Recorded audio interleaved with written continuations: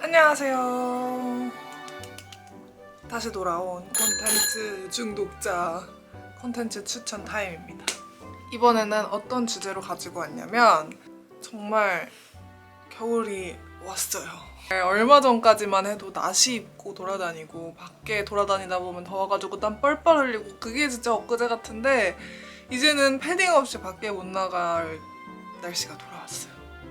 그래서 이런 겨울에 맞게끔 좀 따뜻한 위로가 될 수 있는 이야기를 전해주는 그런 컨텐츠들을 갖고 왔거든요. 그러면 추천 시작해보도록 하겠습니다. 첫 번째, 빠밤!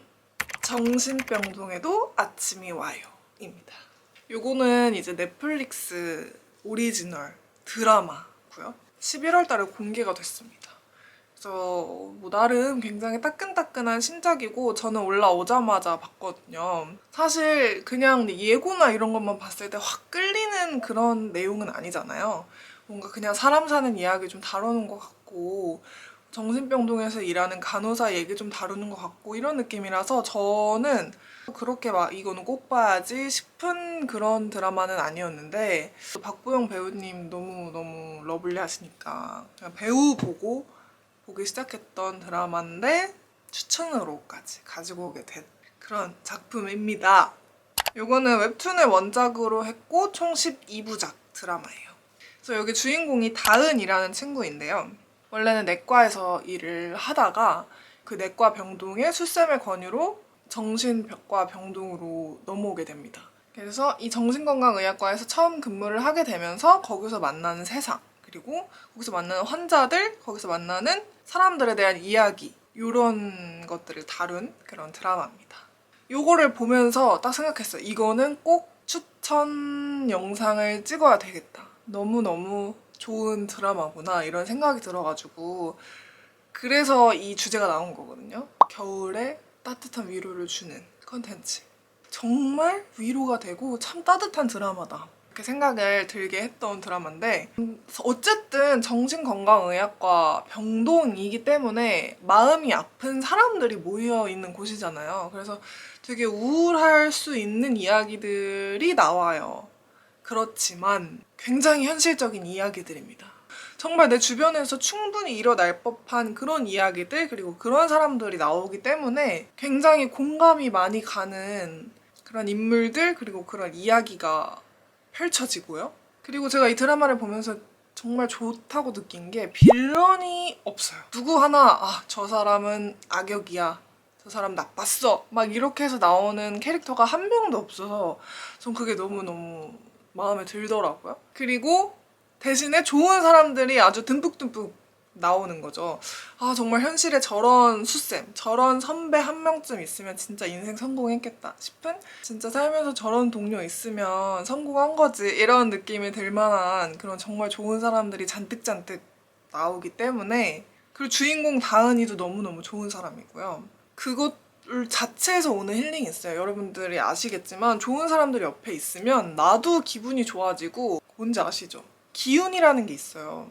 그래서 딱 그 느낌인 것 같아요. 우울할 수도 있는 이야기를 다룬 그런 정신건강의학과 병동이지만 그럼에도 사람들이 좋기 때문에 그 사람들로부터 뿜어져 나오는 좋은 기운들로 인해서 나까지 기분도 좋고 하게 만드는 그런 느낌이 있는 그런 드라마였습니다. 어쨌든 지금은 훨씬 많이 나아졌지만 그 정신병, 정신건강의학과, 정신병원 이런 것에 대한 이미지가 사실 그렇게 좋지는 않았잖아요. 계속해서 나아지고 있고 우울증은 감기와도 같고 누구에게나 찾아올 수 있는 병이고 이렇게 점점 사람들의 인식과 시선이 달라지고는 있지만 여전히 자리 잡은 그런 것들이 있단 말이에요. 근데 그거에 대해서도 다시 한번 생각하게 해주는 것 같고 남 얘기가 아니라 내 얘기가 될 수도 있다라는 사실 그리고 내 얘기 혹은 내 주변 사람의 이야기가 될 수도 있겠다라는 사실을 좀 더 상기시켜주는 그래서 조금 더 그 문제에 대해서 체감을 하면서 그 시선을 조금은 유하게 바꿔주는 그런 굉장히 긍정적인 드라마였다라고 이야기를 할 수 있겠습니다. 그리고 또 한국 드라마답게 러브 스토리가 또 있어요. 러브라인. 그게 오히려 들어있는 게 좋았던 것 같아요. 어쨌든 계속해서 그런 정신병동의 이야기만 다루기에는 너무 무거웠고 그런 분위기를 조금 상쇄시켜주는 느낌이 있었고요. 정다은과 동고윤과 성유찬의 삼각관계, 이것도 이제 깨알 줄거리에서 조금 리프레시 되는 느낌으로다가 진행되는 러브라인이니까 이것도 좀 재밌다는 거. 그 다음은요, 애니메이션으로 좀 준비를 해봤어요. 아무래도 좀 따뜻하고 몽글몽글하고 포근하고 이런 이야기들은 또 애니메이션이 또 굉장히 잘 어울리지 않습니까? 그 추천작은 두둔 소울입니다. 내가 너무너무 좋아하는 애니메이션. 제가 진짜 사랑하는 픽사에서 만든 애니메이션이고요. 이게 2021년작이래요. 나 이거 영화관에서 봤는데 이게 벌써 그렇게 오래됐다고 하더라고요. 그래서 이 소울의 주인공은 조 가드너라는 아저씨입니다. 단어를 삼촌? 삼촌입니다. 삼촌. 근데 이분이 어렸을 때 그러니까 이분이 흑인이에요. 근데 또 흑인의 음악 하면 뭐가 떠오르십니까? 재즈 아니겠냐며. 미국의 흑인 음악 이즈 재즈. 그래서 이분이 어렸을 때 아빠가 너는 흑인이기 때문에 너의 소울의 뮤직 재즈를 너 들어보렴 하고 이제 데리고 간 거예요. 재즈 그 카페 바로다가. 근데 이 조 가드너가 딱 그 무대를 보고 반해버린 거지. 재즈에 저렇게 즉흥적으로 합을 맞추면서 거기에서 나오는 어떤 하모니 미쳤다리 하면서 이제 fall in love 한 거죠. 재즈에. 그래서 그 이후로 재즈의 꿈을 키우면서 컸는데 현실은 사실 쉽지 않은. 그래서 일단 지금은 학교 선생님을 하고 있지만 음악 선생님을 하고 있지만 여전히 그 꿈을 향해 쫓아가고 있는 그런 삼촌이고요. 그래서 이 조 가드너가 학교 선생님으로 그냥 이렇게 쭉 살다가 우연하게 자기가 정말 너무너무 가고 싶었던 그리고 같이 연주하고 싶었던 사람의 재즈바를 오디션 볼 기회를 얻어요. 오디션을 받고 붙어버린 거지. 됐다 내 인생에서 다 풀렸다 하고 막 너무 룰루랄라 막 핸드폰 벨소리 안 들려요. 그냥 막 이렇게 걷고 있는데 갑자기 맨홀에 후루룩 내 인생 이제 잘 풀리려고 하는데 한순간에 맨홀 밑으로 떨어져 버린 거죠. 혼수 상태에 빠지면서 저 세상으로 갑니다. 눈 딱 떠는데 뭐야 여기 어디야? 저기 막 저 빛이 막 이렇게 반짝반짝 하는데 막 에스컬레이터 같은 게 이렇게 사람들이 타고 가고 있어. 여기는 어딥니까? 저 무슨 사회예요? 무슨 머나먼 저 세상으로 가는 길입니다. 죽는 길이라는 거죠. 나는 아직 안 된다. 난 죽으면 안 된다. 나 이제 막 내 꿈을 펼칠 그런 지금 기회가 나한테 왔는데 나는 못 죽소 하고 반대를 막 달리다가 어찌저찌 하다가 머나먼 저 세상과 완전히 반대되는 태어나기 전 세상으로 가버립니다. 그래서 거기에서 이제 22번을 만나게 되는 거죠. 그 태어나기 전 세상에서는 태어나기 전 아가들의 소울이 모여 있는 거예요. 그래서 소울의 퍼스널리티를 정하고 지구로 내려가서 육체에 그냥 쏙 들어가 버리는 거죠. 근데 그 퍼스널리티의 핵심 코어 퍼스널리티를 정하기 위해서는 멘토가 필요해요. 그 멘토와 함께 이 아가 소울들이 함께 다니면서 내 고유, 내 완전 코어 퍼스널리티는 무엇일까 이렇게 찾아다니는 거예요. 그 멘토가 됩니다. 이 조 가드너가 사칭을 해서 이 조 가드너의 멘티로 22가 배정을 받아요. 근데 이 22는 굉장히 악명 높은 아기 소울이었다. 저기 누구지? 마더 테레사 또 누구였어? 굉장히 어쨌든 유명한 아리스토텔레스도 있었나? 뭐 어쨌든 진짜 지구에서 꽤나 이름 날렸던 그쪽의 위인들 또 22를 맡았지만 모두 실패했던 그런 아이인 거죠. 그런 아이를 조 가드너가 맡은 거예요. 그래서 이제 그 둘이서 막 찌저찌저찌 하다가 조 가드너는 난 다시 돌아가야 된다 그래도 돌아가려고 하는데 어쩌다가 22까지 같이 가버리게 됐는데 그 병원에 조 가드너와 힐링 키리가 있었어요. 또 이런 치료, 동물 치료 있잖아요. 그걸 하고 있었나 봐요. 걔네한테 툭 떨어졌는데 하필 조 가드너는 그 키리 몸에 들어가고 22가 조 가드너 몸에 들어갑니다. 그러면서 벌어지는 일들. 되게 애니메이션 치고 정말 철학적인 내용을 다루고 있거든요, 사실. 뭐 포인트는 이거죠. 그래서 결국 조 가드너는 본인의 몸으로 돌아갈 수 있을 다시 원래대로 돌아갈 수 있을 것인가? 아니면은 들켜가지고 머나먼 저 세상으로 어떻게 다시 가게 될 것인가 뭐 이런 그런 내용 자체로 보면 이게 이제 포인트인데, 진짜 메인 포인트는 삶의 가치는 무엇이냐, 진정한 삶의 가치는 무엇이냐라는 게 제가 봤을 때는 진짜 메인 타이틀, 메인 주제인 것 같습니다. 이런 내용을 애니메이션으로 풀었기 때문에 또 그렇게 어렵지 않고 되게 귀엽게 재밌게 볼 수 있고요. 그리고 제가 재즈를 되게 좋아해서 재즈가 메인 소재 중에 하나라는 점도 저는 사실 너무너무 좋았고, 그리고 픽사스럽게 이 영상미가 미칩니다. 진짜 몽글 그 자체. 태어나기 전 세상을 이렇게 시각화를 시켰다고? 브레인, 인간의 창의력이란 인사이드 아웃에서도 느꼈지만 소울에서도 그런 창의력에 더 놀라지 않을 수 없었고요. 너무너무 힐링되는 애니메이션입니다. 추천! 다음은 세 번째. 빠밤, 원더입니다. 이건 2017년작이었습니다. 저는 넷플릭스에서 봤는데 왓챠에도 있더라고요. 그래서 이제 메인 주인공은 어기입니다. 근데 이 어기 친구는 그러니까 유전자의 문제로 일반적으로 사람들이 생각하는 외모와는 조금 다르게 태어나게 된 거죠. 그래서 10살까지 이제 집에서 키운 거예요. 홈스쿨링 하면서. 왜냐면 사실 사람들은 조금만 독특해도 참 많은 시선을 받으면서 살아가야 되고 참 많은 그런 수군거림을 감내해야 되는 거잖아요. 특히 어린아이들은 그게 더 얼마나 또 더 합니까. 그래가지고 이제 어기의 부모님은 연 10살 때까지 어기를 집에서 홈스쿨링을 시키다가 언제까지 집안에서 꽁꽁 숨겨서 이렇게 키울 수는 없잖아요. 어쨌든 이 친구도 사회에 나가서 사회생활을 해야 되는데, 그래서 상의 끝에 우리 이제 어기를 학교로 보내자 이렇게 결정을 한 거예요. 그렇게 이제 어기가 학교에 가게 되는데 역시나 친구들의 시선이 엄청나죠. 어기가 지나가면 다 이렇게 한 번씩 쳐다보고 야 저거 봐 막 이렇게 소곤소곤, 야 저기 봐 저 생긴 거 봐 제 얼굴 봐 막 이렇게 되는 거죠. 그래서 어기는 그거를 어쨌든 어느 정도 예상을 하고 있었고, 참 어리지만 그래도 전 되게 단단한 친구였다고 생각해요. 그래도 그걸 이겨내고 또 학교에서 생활을 합니다. 물론 자꾸 헬멧 쓰고 학교 가고 싶어하고 이렇긴 하지만 그래도 견뎌내요. 어쨌든 간에 그 과정에서 상처받는 일도 생기고요.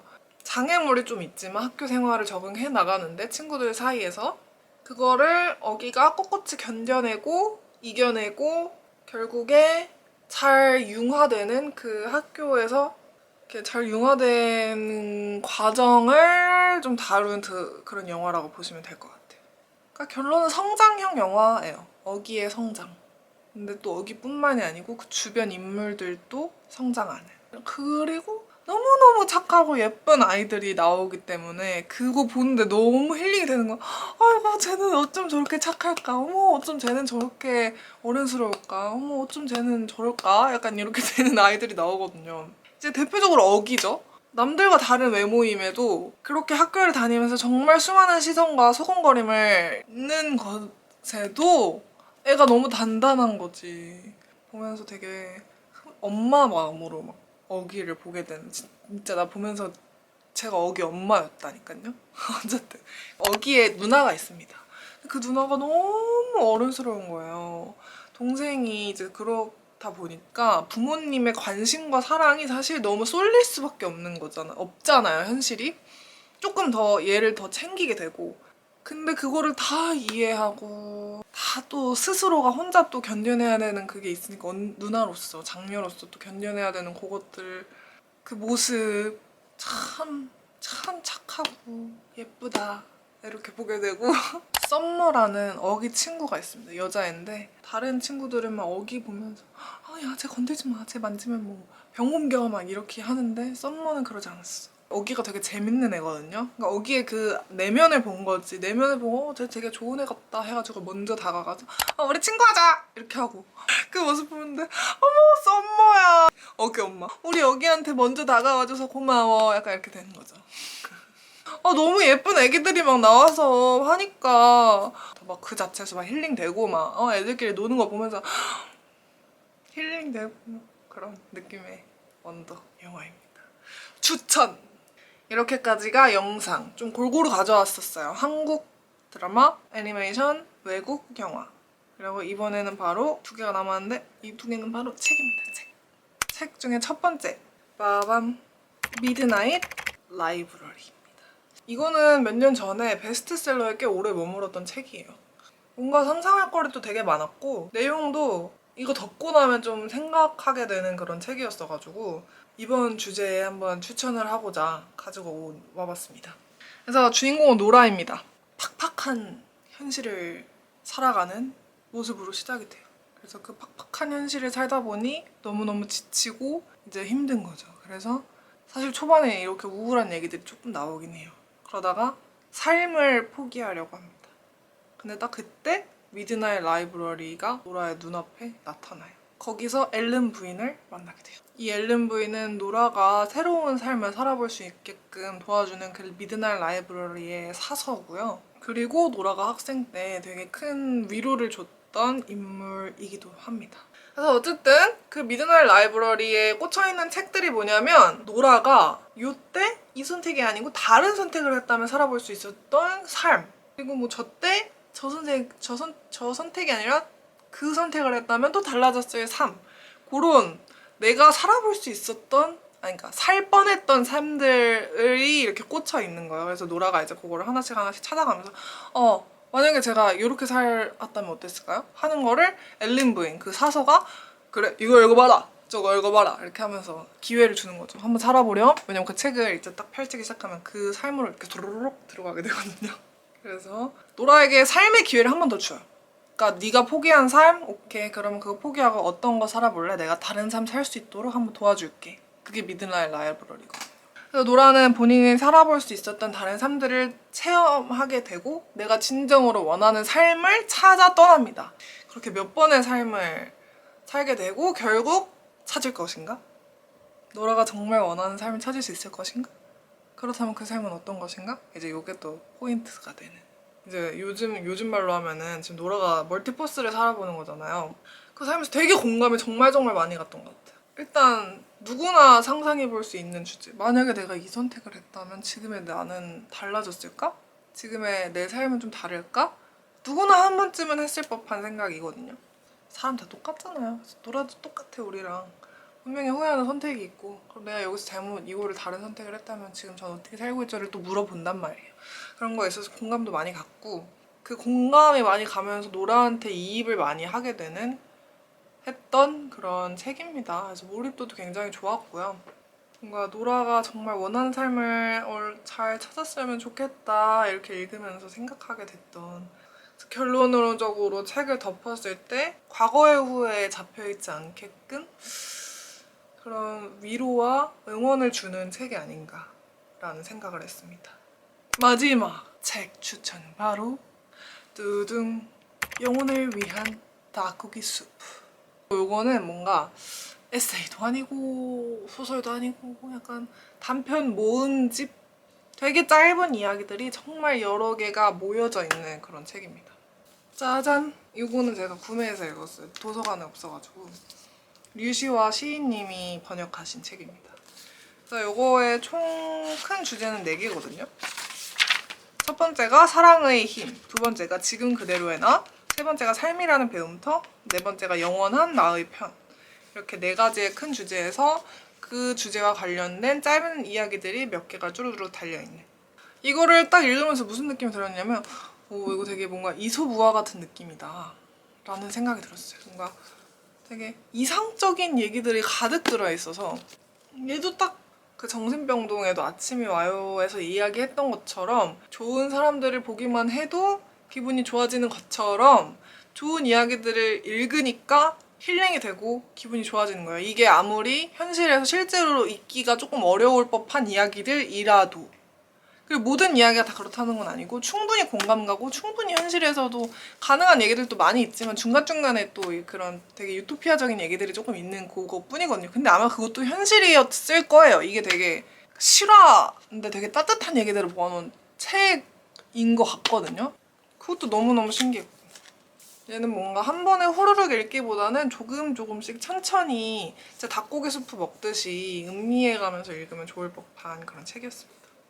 네, 이렇게 저의 두 번째 콘텐츠 추천이 끝났네요. 취향에 맞는 콘텐츠 이 중에 하나라도 또 있었으면 제가 또 너무 기분이 좋을 것 같아요. 그럼 다음 콘텐츠 영상에서 또